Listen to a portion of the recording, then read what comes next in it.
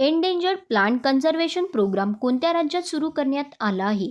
Endangered plant conservation programme Uttar Pradesh राज्यात सुरू करण्यात आला आहे. आदिती चौहानने कोणत्या खेळातून निवृत्ती जाहीर केली आहे? आदिती चौहानने फुटबॉल खेळातून निवृत्ती जाहीर केली आहे.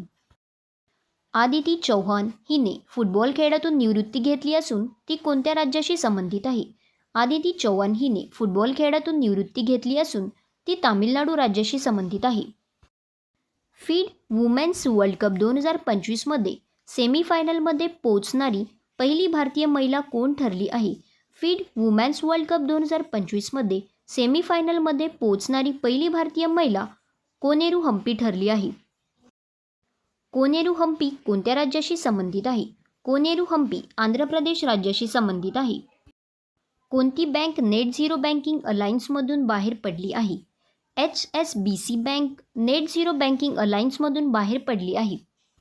भारताची पहिली स्वदेशी मलेरिया लसचे नाव काय आहे? भारताची पहिली स्वदेशी मलेरिया लसचे नाव ॲडफॅल्सिवॅक्स आहे.